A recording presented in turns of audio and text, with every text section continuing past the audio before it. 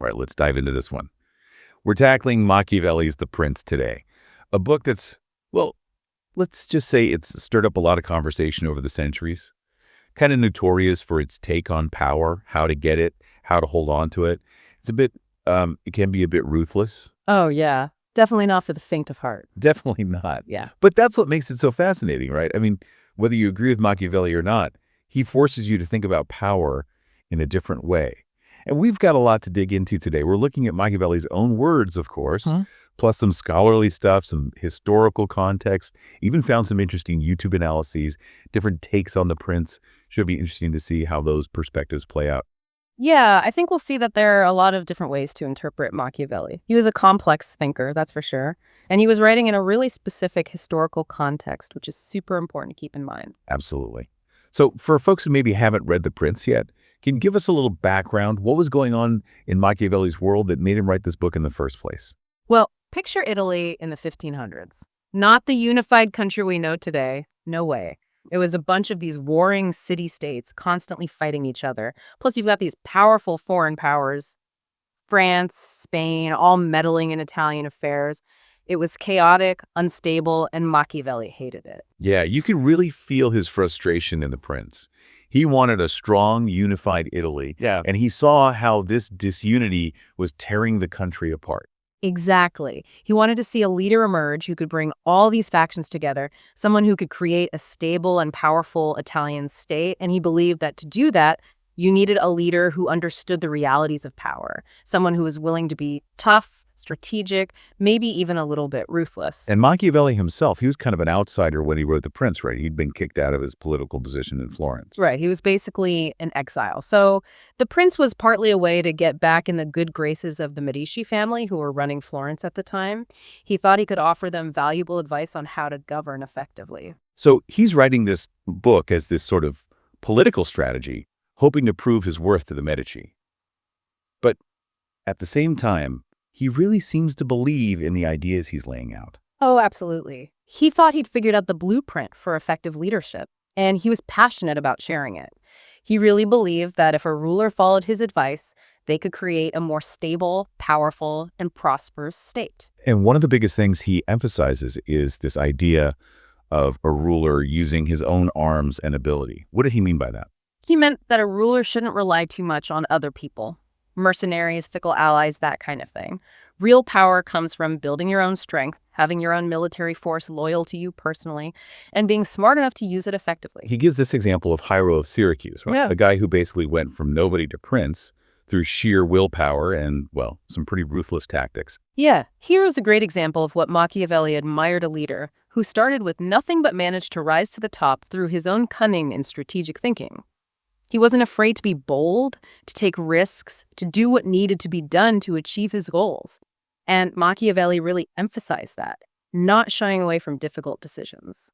Which brings us to one of the most infamous parts of the Prince Machiavelli's thoughts on cruelty. It can be a pretty tough pill to swallow for modern readers. I mean, he actually says it's better to be feared than loved. Right, and that's the part that people tend to focus on, that idea that Machiavelli was just this proponent of brutality. But there's more to it than that. It wasn't that he enjoyed cruelty for its own sake. It's more that he saw it as a necessary tool sometimes, a way to establish order quickly to prevent further chaos. Like a kind of shock and awe approach, a decisive show of force to discourage anyone from challenging you. Right. And he even argued that a quick, decisive act of cruelty could be more merciful in the long run than letting things drag on and potentially lead to even more suffering. It's a really cold-blooded calculation, but that was how he saw the world. Chilling, but definitely gets you thinking about the different ways power can be used and the different justifications that leaders have used throughout history. But Machiavelli wasn't saying that cruelty should just be random or pointless, right? And it had to have a purpose. Definitely. He gives the example of Oliverato Fermo, who seizes power through violence, but then just keeps being cruel even after he's in control. And it backfires spectacularly. People eventually rise up and kill him. So the lesson is, if you're going to be ruthless, make sure it's strategic. Don't just be cruel for the sake of it. You need a clear goal, and the cruelty has to be a means to an end, not the end itself. Exactly. And it's interesting because even though Machiavelli is known for this whole the ends justify the means approach, he wasn't advocating for just any means. He understood that cruelty could be counterproductive if it wasn't used carefully. And that brings us to one of the most famous concepts from The Prince, the Lion, and the Fox. Ah, yes, the classic Machiavelli metaphor. What's the deal with the lion and the fox? Well, Machiavelli argued that a successful ruler needs to be both strong and cunning. Like a lion, they need to be able to inspire fear and crush their enemies. But they also need to be like a fox, clever and deceptive, able to outmaneuver their opponents and anticipate threats. So it's not enough to just be tough. You also need to be smart and adaptable. You need to know when to roar and when to be sly. Exactly. And he uses all these great historical examples to illustrate this point. He talks about Pope Alexander VI, who was a master of deception, using false promises and tricks to get what he wanted. And then there's the Roman Empire, which Machiavelli really admired. The Romans were definitely both lions and foxes, weren't they? They built this massive empire through military strength, but also through shrewd diplomacy and strategic alliances. Exactly. And that's what Machiavelli wanted for Italy. A leader who could learn from the Roman example, who could be both strong and cunning, who could build a powerful and unified state. And this idea of recognizing threats, both internal and external, that's a big part of the Prince too, right? Absolutely.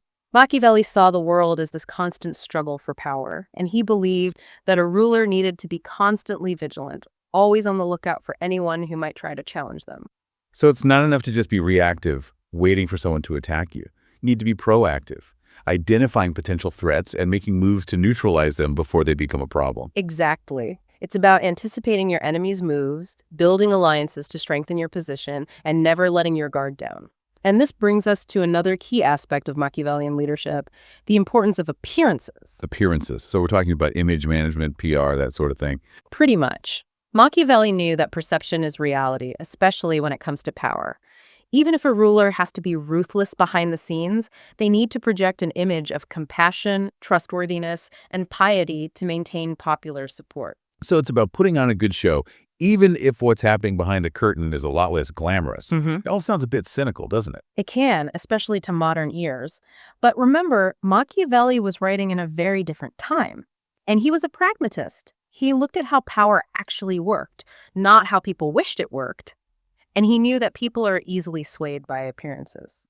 And this is something we still see today, right? Leaders carefully crafting their public image, using social media and all sorts of techniques to shape how they're perceived. It's all about controlling the narrative. Exactly. Machiavelli understood that power isn't just about brute force, it's also about influencing how people think and feel. And that's something that's still relevant today, maybe even more so in our age of instant communication and social media. It's interesting to think about how those ideas from The Prince, written over 500 years ago, still resonate in the modern world. It shows that even though the technology and the political landscape have changed, the fundamental dynamics of power and leadership are still very much in play. And that's why The Prince continues to be such a fascinating and controversial book. It challenges us to think about leadership, morality, and the nature of power in ways that are still relevant, even uncomfortable today. So we've talked about this idea of virtue, of this kind of ruthless pragmatism that Machiavelli sees as essential for leadership. But where does morality fit into all of this? I mean, he's got this pretty notorious reputation for saying that the ends justify the means, that a ruler shouldn't be afraid to break the rules if it's necessary to maintain power. Yeah, that's definitely one of the most controversial parts of The Prince. He really pushes the boundaries of what we typically think of as ethical behavior, especially when it comes to leaders. He's famous for that line, a prince never lacks legitimate reasons to break his promise. It's a pretty bold statement, even by today's standards. So is he saying it's okay to just lie and cheat whenever it's convenient? Well, it's not quite that simple. Machiavelli doesn't give you a step-by-step guide to deception. It's more about recognizing that in the real world, things aren't always black and white. Sometimes a ruler has to make tough choices, and those choices might involve bending the truth or even breaking agreements if it's in the best interest of the state. So it's all about context, right? There's no absolute moral code. It all depends on the situation. That's how Machiavelli saw it. He gives the example of Pope Alexander VI, someone who was notorious for breaking oaths and agreements. But Machiavelli actually presents this as a positive example, highlighting how Alexander used deception to outmaneuver his enemies and strengthen his position. He wasn't afraid to play dirty if it meant achieving his goals. But wouldn't that just create a world where nobody can trust anybody. If everyone's constantly lying and scheming, how can you ever get anything done? Well, that's where the idea of appearances comes back in. Machiavelli understood that even if you're being deceptive behind the scenes, you still need to cultivate a public image of trustworthiness. It's about creating this illusion of integrity, even if your actions don't always match up. So it's almost like he's saying, be a good actor. Put on a convincing performance, even if you're not always being completely honest. He knew that people are easily swayed by appearances, by what they see and hear. So a smart ruler will use that to their advantage, projecting an image that inspires confidence and loyalty, even if they're making some pretty shady deals behind closed doors. It's a pretty cynical view of human nature. Machiavelli was definitely a realist, and some might say a cynic. He believed that people are motivated by self-interest, by things like ambition, fear, and greed. He even wrote, that famous line, "Men are so simple and so much inclined to obey immediate needs that a deceiver will never lack victims for his deceptions." He wasn't exactly optimistic about human goodness. And that's where his whole idea of it being better to be feared than loved comes in.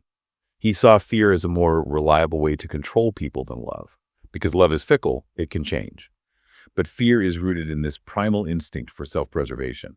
Right, and that's a really uncomfortable idea for a lot of people, especially today when we tend to value leaders who are inspiring and compassionate. But Machiavelli was writing in a very different time, a time when violence and instability were much more common.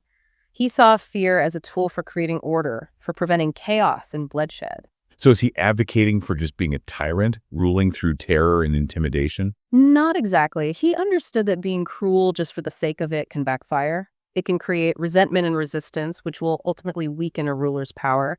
He advocated for using cruelty strategically, using it in a targeted and decisive way to establish authority and discourage rebellion. So it's about finding that balance between inspiring fear and avoiding hatred, right? Yeah. Because if your people hate you, they're much more likely to turn against you. Exactly. It's a delicate balancing act. And to illustrate this point, Machiavelli contrasts two Roman emperors, Severus and Antoninus. Severus was known for being ruthless, but he was also an effective ruler. He was feared, but he also commanded a certain degree of respect.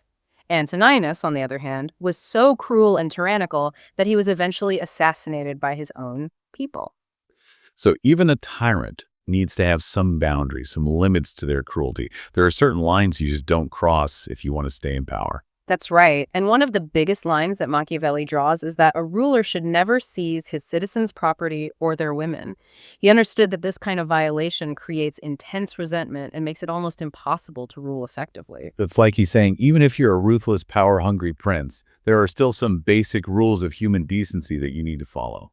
He recognized that people have certain fundamental needs and desires, and a wise ruler won't violate those even if they're willing to bend other rules. It's about understanding human nature and knowing how far you can push people before they push back. So even in Machiavelli's world, where power seems to trump everything else, there's still a recognition that a ruler can't just act with complete disregard for the people they're ruling. That's an important nuance that often gets lost when people talk about Machiavelli. He wasn't just some amoral monster who thought anything was permissible. He was a shrewd observer of human behavior, and he understood that a ruler's power is ultimately derived from the people they govern. So it's not just about brute force. It's also about understanding how to manage and manipulate human psychology. It's about knowing how to appeal to people's emotions, how to create a narrative that justifies your actions, and how to build a base of support, even if that support is based on fear. Exactly. And Machiavelli believed that a ruler needs to be constantly aware of these dynamics, constantly thinking about how their actions will be perceived and how they can use that perception to their advantage. It's all about strategy, isn't it?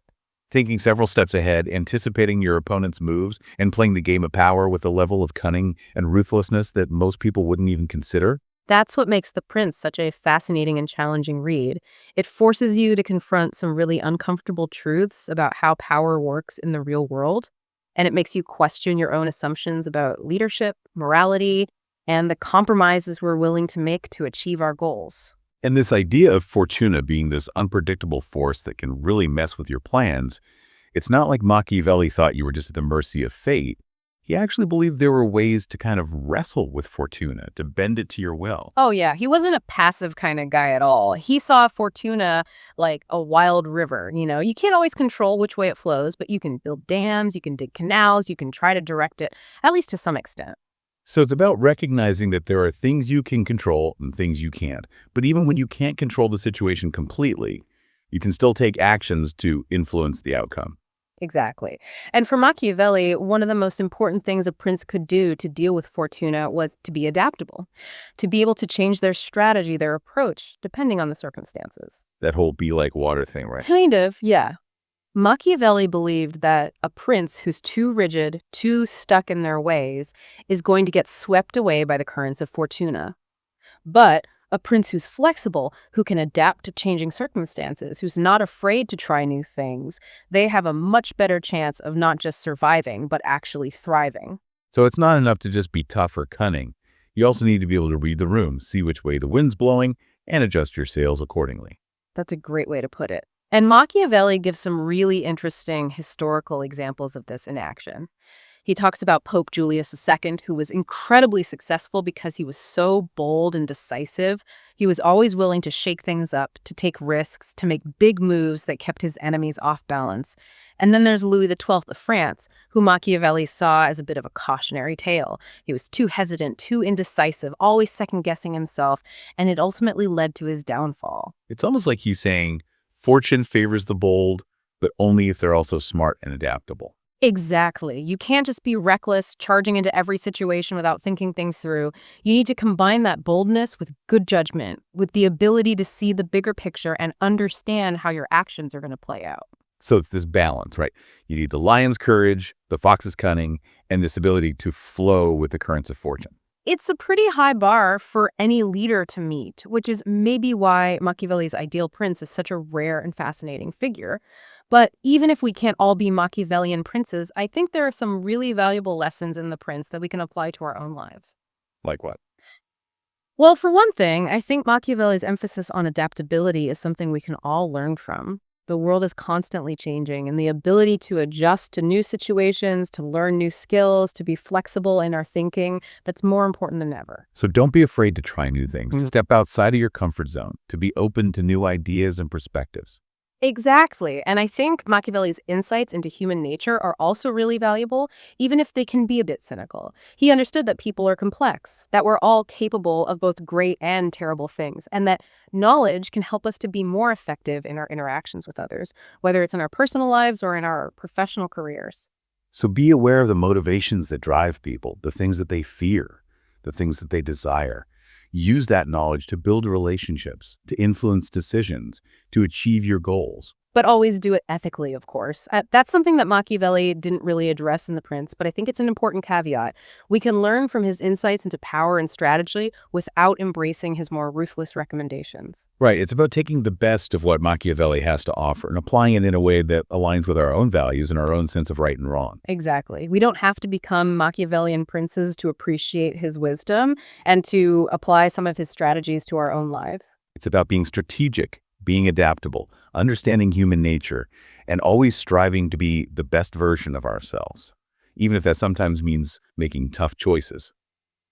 And with that, I think we've just about covered our deep dive into Machiavelli's The Prince, a book that's definitely sparked a lot of debate and discussion over the centuries, and for good reason. It forces us to confront some uncomfortable truths about power, about leadership, about human nature itself. It's a book that makes you think, that challenges your assumptions, and that ultimately leaves you with more questions than answers. And that's a good thing, right? Because the best books, the ones that really stay with you, are the ones that make you question, that make you think differently, that make you see the world in a new light. I completely agree. And whether you agree with Machiavelli's conclusions or not, I think The Prince is a book that everyone should read, just to grapple with the ideas it presents and to think about how they apply to the world we live in today. So thank you for joining us on this deep dive. We hope it's given you some food for thought, some new perspectives on power and leadership, and maybe even some inspiration to go out there and create your own fortuna. Until next time, keep exploring, keep questioning, and keep diving deep.